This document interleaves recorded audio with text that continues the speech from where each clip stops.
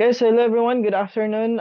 For this afternoon, we will be discussing about the introduction to computer. And I know that all of you, I think all of you kakita na mo computer, no? And dili na mo ma-ignorante because like in yung generation, I'm pretty sure you are more into technology and di ko motuod jud nga wala pa mo kakita, no? Either wala pa mo kahawid, wala pa mo kagamit, that's fine. Pero kung wala pa mo kakita, then adun mo mga mall na mo'y makita nga mga computers dito or you can visit our laboratory, no? And then you can use the laboratory sa atong school. But as of the moment, until next week, online ang tanan because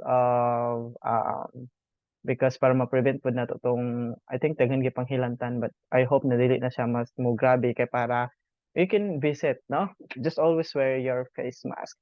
So for this afternoon, we will be discussing about the computer, and our objectives are we are going to describe why computers are important, why we're going to identify the parts of computer system, explain how the computer works, and of course, appreciate how computers change the way we live, learn, work, and play.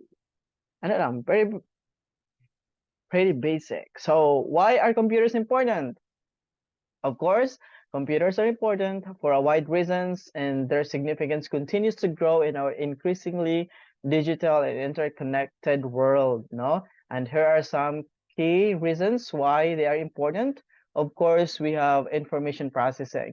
Computers can process vast amounts of data at incredible speeds, no? And I don't think kung walay computer karon, of course, when it comes to education, then we won't be able to do this, no, online learning. And for information processing, it can process amounts of data.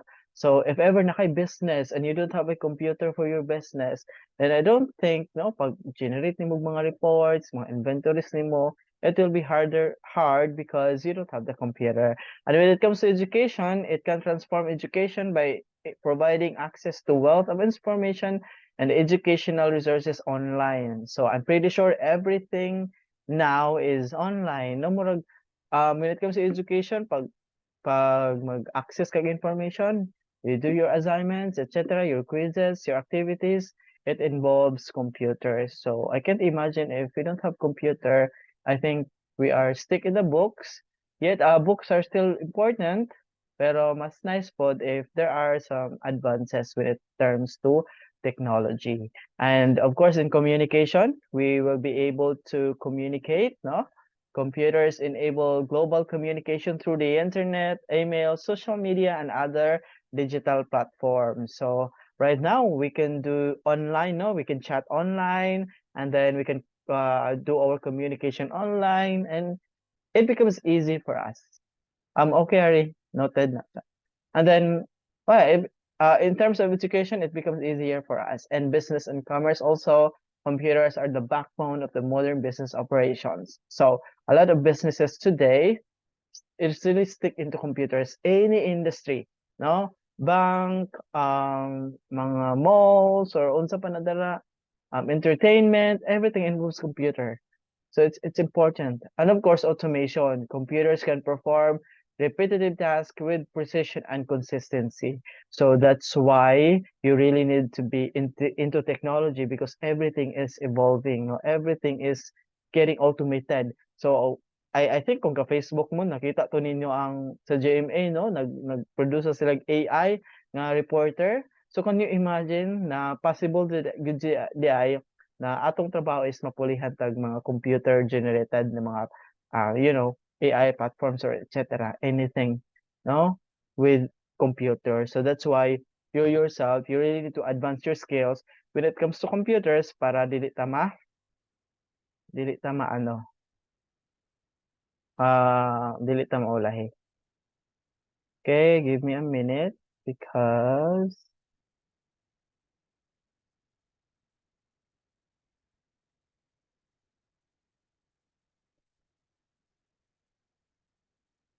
I'm going to stop the annotation and then continue. Okay, so that's why those are some of the key reasons why computers are important. Next is we have the computer organization or how the computers process the data. in order to give us the output, in order to provide an output. Now, so a computer system comprises for four primary units. These are very important units, so just take note on this one. We have this input unit, storage unit, central processing unit, and then the output unit. So computer performs 5 major operations using those units, no? It accepts data, or it gives, you are the one who will give instructions to the computer. It's through the input unit, no? Later on, we're going to discuss what are the different, I would say, devices, no? Na part sa input unit. It stores data and instructions. Of course, when you give the instructions, it will process the data, it will store the data, and then it depends on the instructions that you give to the computer. So computers are, very smart, mga bright kayo sila, but if you provide the wrong instructions to them, then of course, maupod na ilang buhaton, no? And it controls all operations inside the computer and gives a result in a form of output. So, tanan ninyo makita, that's an output na dayon sa imong gihatag nga instructions to a computer. So, what are these input unit? No, what are the functional units that makes computer work? Input unit, this unit is used for entering data and programs into the computer system by the user for processing. So for the input unit, these are devices that helps you give instructions to your computer, no? For example, we have the tracker ball, the touchpad, the light pen, the joystick, the scanner, the keyboard, the mouse, the barcode reader, camera, microphone, anything that will help you give instructions to the computer is an input unit, no? Example, your keyboard, your mouse. So through keyboard and mouse, you can, type, you can move the cursor on your screen, then it will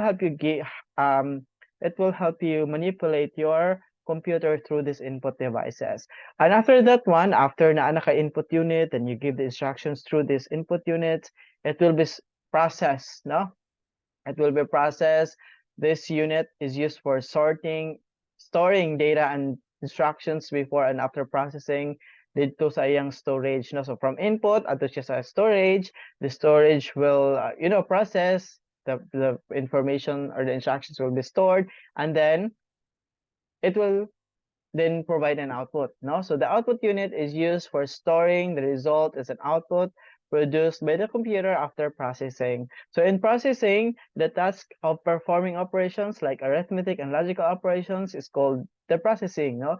The CPU, later on, when we discuss what the central unit is all about, it will help taking the data and instructions from the storage unit and make all sorts of calculations based on instructions, and then type the data provided. So, discuss lang nato what are the different units pod in a CPU, in a central processing unit, arithmetic, logic, the control unit, or the CU. So that is the easy model on how the data are being processed in a computer. So, sayo na kayo, no? Input, process, output, no? You give instructions, it will be processed, it will give you the output. Let us say gusto nimo si computer mag-open og browser, no? So, unsa imong button? You move your cursor, you click on the browser icon, and then it will provide an output. Mo display din ang output sa imong screen. So that is how computer works. It's pretty easy actually if you're going to think about it. So these are the different computer input devices. We have this tracker ball. No, a tracker ball is like a mouse, pero nalang siya ball, no? Tracker ball. Move nini mo siya, then move ang cursor. Actually, these are used by most, pwede paggamit siya pag gamers, no? Pero katong normal nga mouse lang is kanilang siya. Amo na yung ginagamit for business, for work, etc. But you can also use a tracker ball para if it's easier for you. But honestly, I have not experienced using this one. And then touchpad. No, touchpad is this one. That is also part of a computer input devices if naamoy laptop, no? Instead na mouse, then kaning touchpad or kaning cursor, move ninyo. And then the scanner. Scanner is an input device because it helps you scan, no? Scan a document. And then light pen is a pen for your devices, no? That can help you also move your screens, or etc. etc. A joystick are used for gamers na mag-game ng mga gamers nila tapos na sila mga PS4, PS5, etc. So they use joystick. And of course, touchscreen. Di naman siguro na ikuan ng touchscreen sa ato ano. You know what a touchscreen is all about? We are using mobile devices, naka-touchscreen. Sa laptop, so na pa yung mga laptops touchscreen. Graphics tablet are used by mga artists, pag mag-drawing sila, pwede, kung hilig ka mo mag-drawing, you can do your drawing through computer, with computer, you use graphics tablet, and then we also have this mouse, kani gamit naman siguro kanino. Keyboard, of course, dili ta ignorante ana. The barcode scanner, if sa mga groceries, may mga barcode scanner, QR scanner, then mao po nilang ginagamit and para mag-give og instructions or give input or get the barcode or the number or the QR code from a certain product, no? Gamit na siya sa mga groceries, etc. So these are the different input devices that will help you to give instructions to your computer, no? So ayop na timan-an ninyo. Actually, naapa siguro uban nga wala na display naara diay. Naapa natay QR reader, microphone, camera, optical mark reader. For the microphone, kabalo na taan na. QR reader, kabalo gyapon ta nun ay mga application actually for the QR reader. And the camera, no? Optical mark reader is if you take mag-exam na itong circle, there is this machine na mo'y mag-read if your answers are correct or not, etc. based on sa imong gikuan. Or kanang nag-vote mo, no? I think naka-vote naman siguro mo. Mag-vote, na ay optical mark reader anang inside sa machine na mag-read sa result or sa inyong gipang circle. So those are different computer input devices that will help us to give instructions to the computers in order for the computer will give us results. So without this, then dili ma-process ang imong data because you don't give the instructions. Walang ginaang ano ni computer, the main rule of computer. Kita magatag sa instructions, no? Mas bright kita sa computer, pero pag wrong po na itong instructions nga gihatag sa computer, then wrong po na ang i-provide na output. And next is we have storage unit. So after na kay mga input devices, pag mag-give na ka instructions, it will be transferred to the storage unit for processing, no? So this is often referred to a memory. Memory plays a critical role in storing and managing your data, your programs, and instructions. It serves as a temporary or permanent repository for various types of information that computer needs to access or manipulate. So without the storage, then your computer won't work because a memory is like the brain of a computer, no?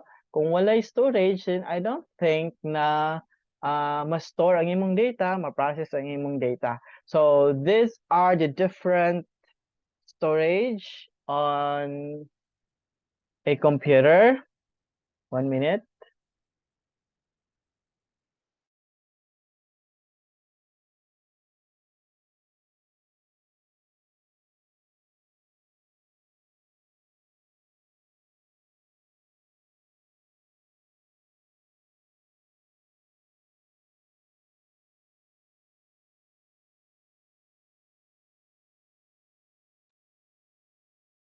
Okay, let's continue. Sorry for the quick disturbance.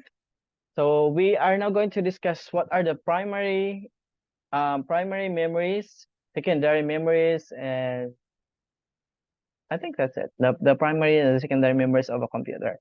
First is we have the random access memory or the RAM, no?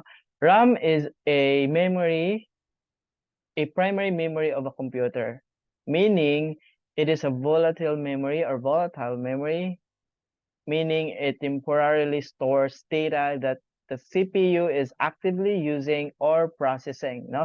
CPU is a central processing unit that will process, no, your instructions given. Later on what are the different units also under the central processing unit or unsa maning CPU, no? So RAM is fast and allows for a quick data retrieval. When the computer is powered off or restarted, the data in RAM is erased.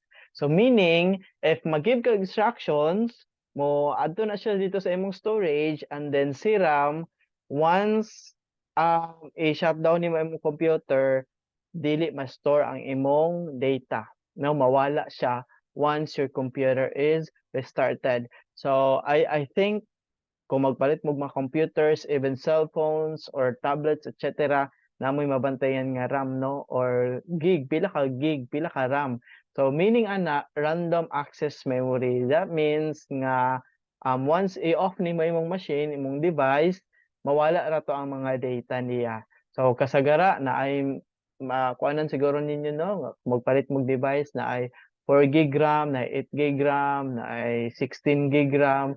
So dili na maabot og mga 500 gig RAM, 1 terabyte RAM, because random access man siya, mawala ra man siya. It stores your data temporarily. Kato dayon ang mo store nag data permanently is nato ginatawag nga ROM or read-only memory. So kung makakita mag-ingon ani, this is example of a RAM of a computer. So I hope na curious mo ana, no, on sa iyang naong sa isa ka computer. So this is how it looks like. And in the computer also, you have this room, read-only memory, or even in mobile devices, no, lahi pod ang dili pod na ni kadako, no, kay unsaon na lang di na maigo. So read-only memory is a non-volatile memory that contains firmware or permanent software instructions needed for booting up that computer and initializing the hardware. So it retains its data even when the computer is off. And sa ROM also, you can store your files. Kay bisan pag imong i-shutdown imong computer, then your files still be saved in your computers. Si RAM, dili ka pwede makasave og mga files dito kay ma-offer na siya. So, example siguro kung mag-open mo document, no? So, while mag-create mo sa inyong document, nakasave na siya into temporarily sa RAM, pero kung i-shutdown yun yung computer without saving the document itself, then dili siya ma-store sa room, then mawala tayo mong mga updates dito. Pero if you save it, nga save gid siya, then bisan pag shutdown imong computer, your changes or your document will not be deleted or will not be saved.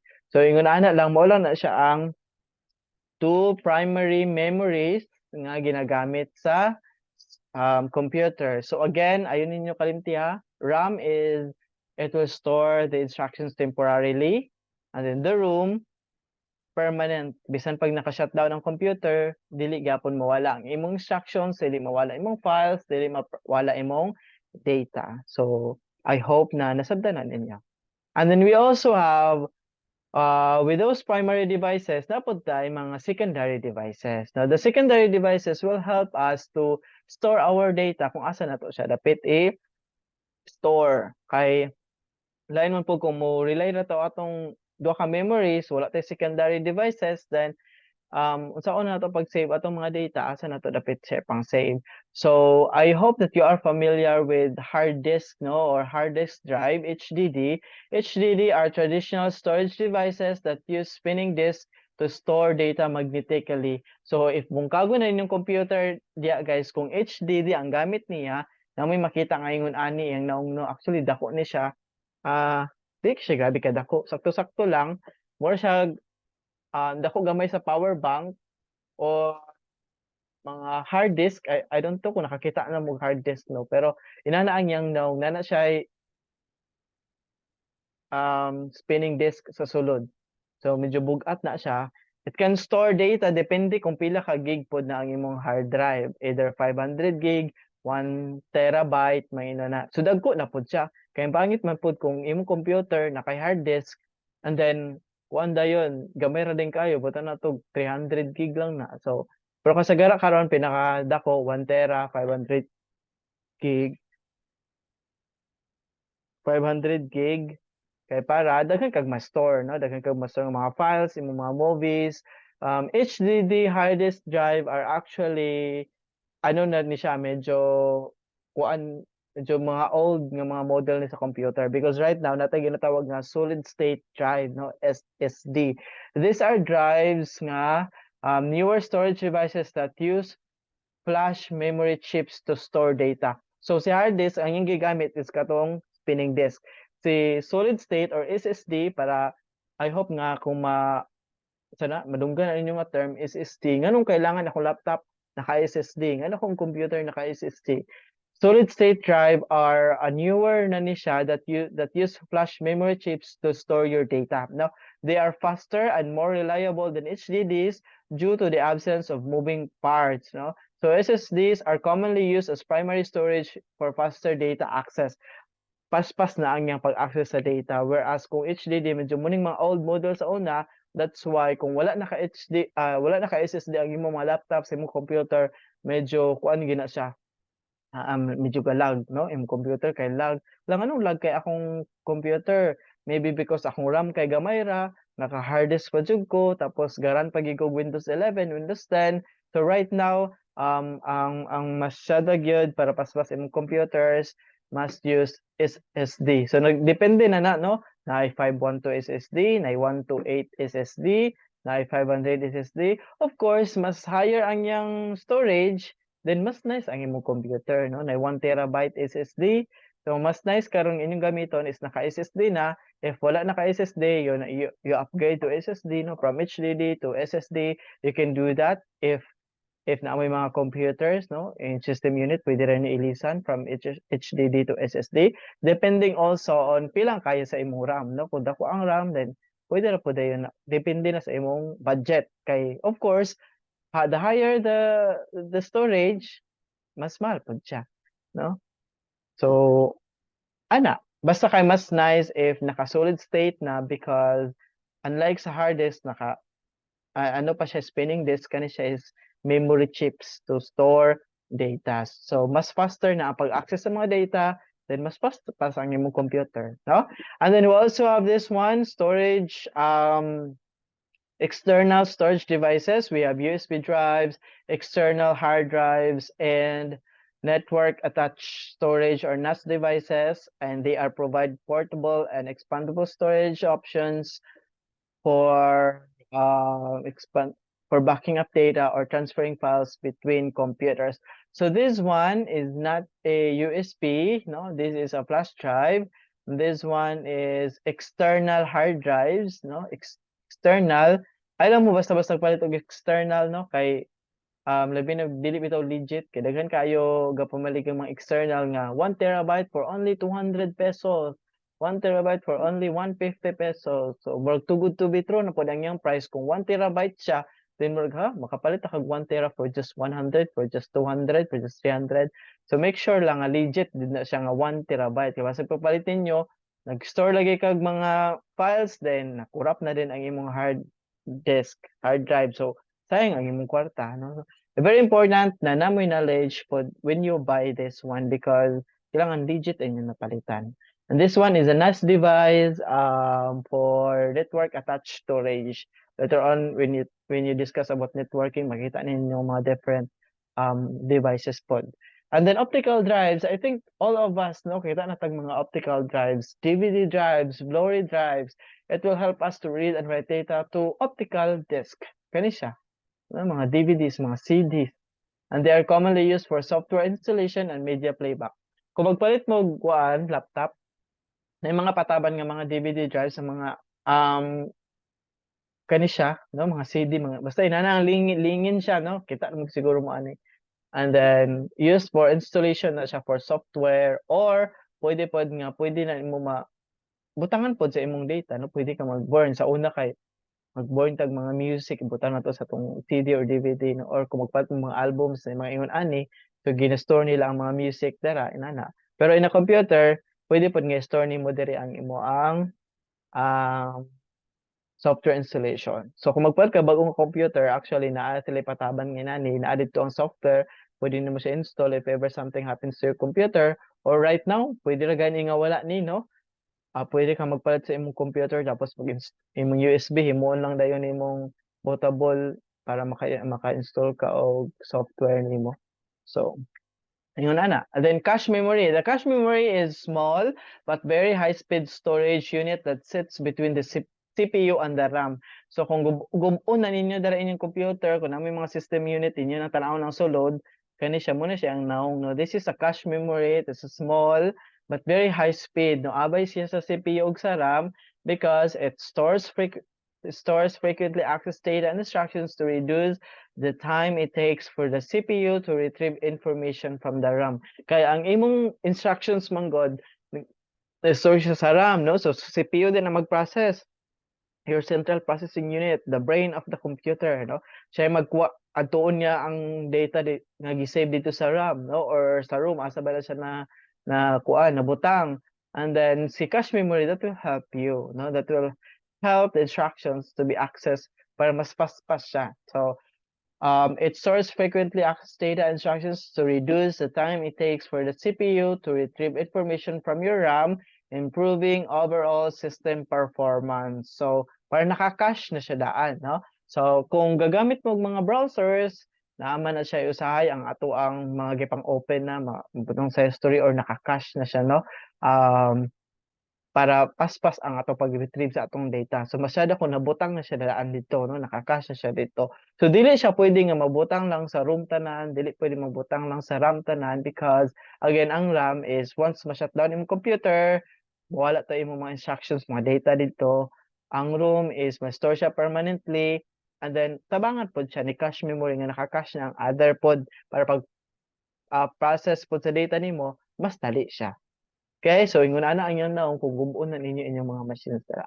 We also have this virtual memory, no? The virtual memory is a memory management technique that uses a portion of the computer's secondary devices, usually the hard disk as an extension of RAM, no? So when RAM becomes full, less frequently used data is swapped in and out of virtual memory to ensure that the computer can continue running out without running out of memory. So for example, sa nagikay kagi pang open na tabs, mga programs sa imong computer, ang imong 8 gig, 16 gig na RAM, grabe na jud kay no kay napuno na gyud, daghan na jud kay kagi pang open, napuno na siya. Then pwede siya mangawat dito sa imong hard disk or kung naka SSD ka, pwede siya mangawat dito butang niya no magput siya virtual memory. No, so muna naka-nice pod sa computer. Di na ta maguna-una kung giunsa kaya na no. Grabe ka sila ka-amazing ka-develop sila mga ingon ani no? Dili na to naikuan. Bahala na sila basta ang important is mao lang tong idea pero ako na mangingon nga master kay sila nga sila naka-invent ana. So can you imagine giunsa nila pag huna-una no? Mga bright kin na mga tao naka-develop ana mga different about computer no? About the parts of the computer on how it work. So ang atoan na lang karon is magamit ta. Okay, pero mao na siya ang idea nga once mapuno na ang imong RAM kung daghan na jud kay kagipang open para di mag-lag ang imong computer, then pwede siya mangawat dito sa imo ang other storage nga device. Pero kung naka-hard disk pa ka na for sure puti na imong computer diya pag daghan na kay kagipang open hard drive na masyada kung naka SSD para paspas pod ang pagtabang niya ba pag-access sa data. Okay? And then registers. Registers are the smallest and fastest type of memory within the CPU. This is not the CPU itself. Okay, ang CPU guys inani siya, gamay ra siya. Pero ang registers are part lang siya sa CPU. Kaning mga gagmay, no? Smallest and fastest type of memory within the CPU, and they store data that the CPU is actively processing at a given moment. Registers are used for performing arithmetic and logical operations. The CPU is ingunani, so kung imo na siyang tanggalon ang imong system unit, di sa imong motherboard, na gamay nga portion dara, so later on mag-discuss rata what a sa motherboard para makita po din kung asa repit na butang sa CPU, na ana siya gagmay nga mga kuan dara part na tawag kay registers para mao na siya mag-help to process the data, no? O, kana siya.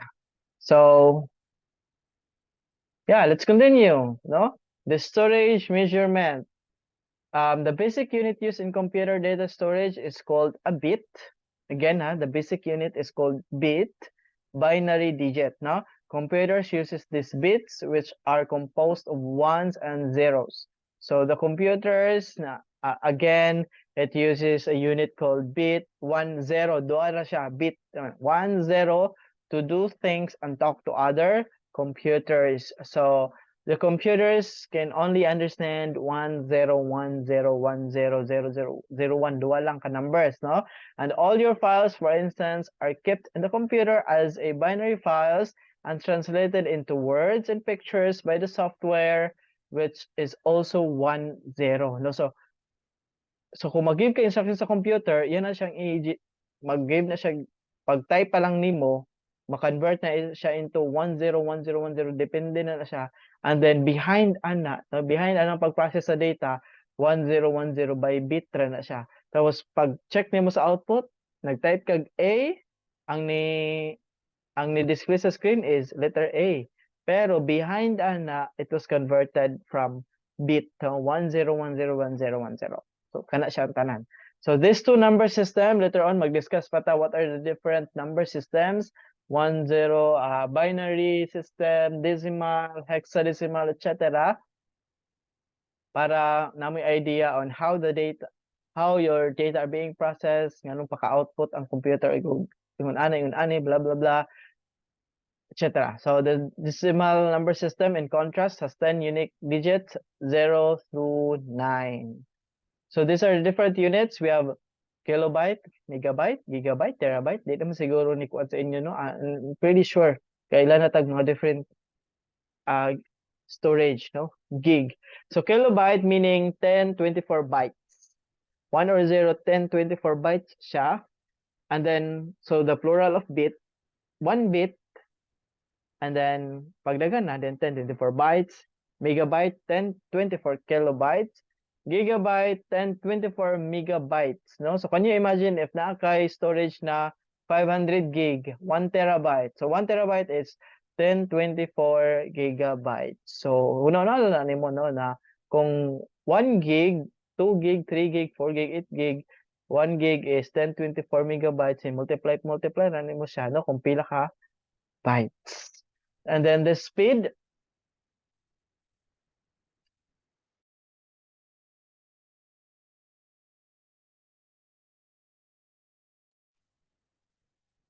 then the speed is not ginatawag na hertz, no? So the speed of central processing unit is measured by hertz, which represent a CPU cycle.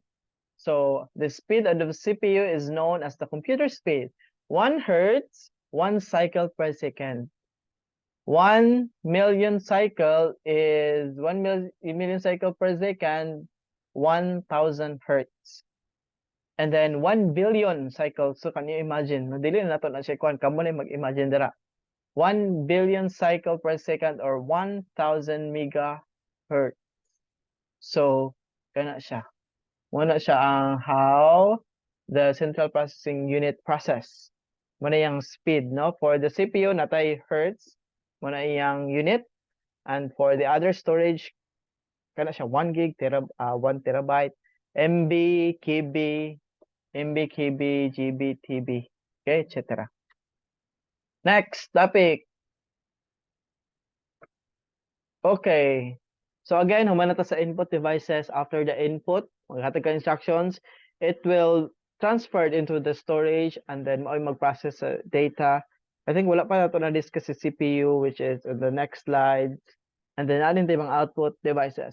The different output devices are mag-produce og output, no? We have the monitor or display. The monitor or display, kani siya, I'm pretty sure kabal ka ilan na taani, kakita na taani, no? That will give us this display in our screens.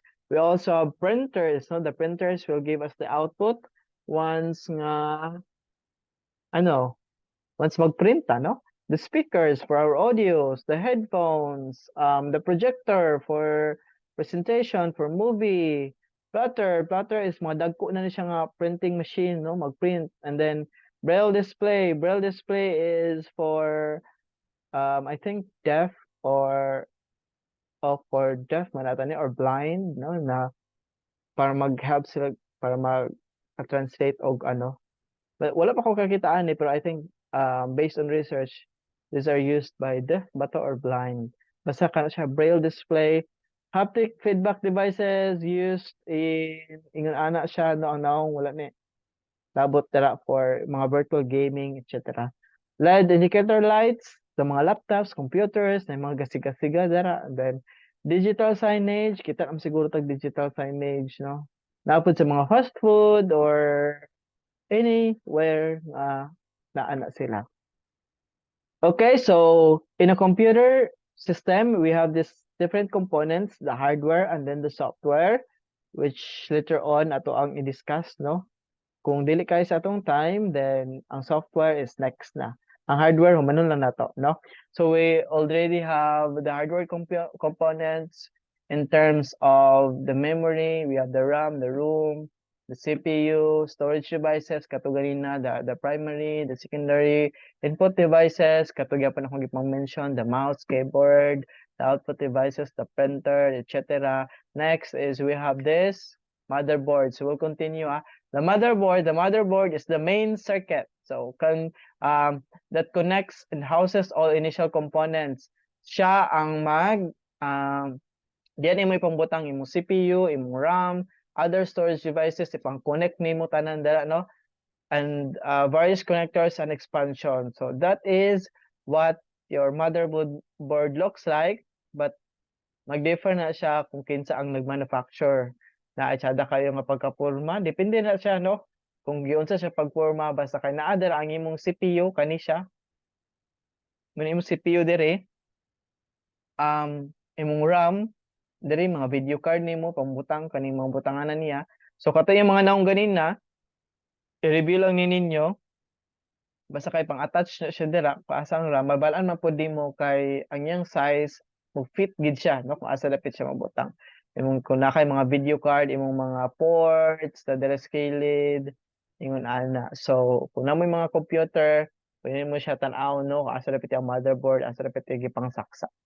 Okay, so that is how it looks like. And then mapalit ra pud din imong motherboard kung ganahan ka mag-change, kung ganahan ka mag-create own computer nimo, no? Own computer set or computer unit. Kani siya mga ano na nakatalikod lang ni siya.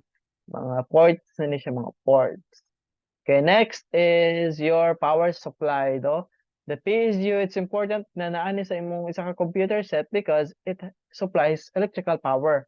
No? So it supplies electrical power to the computer's components and ensures they received the appropriate voltage. So kung magpalit mo computer set, nana na sa sulod sa imong system unit, no? That is not the CPU. The CPU is this one, no?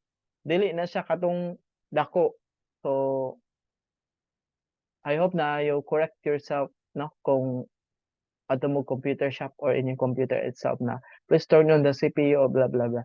Patong system unit itself ang imong i-turn on.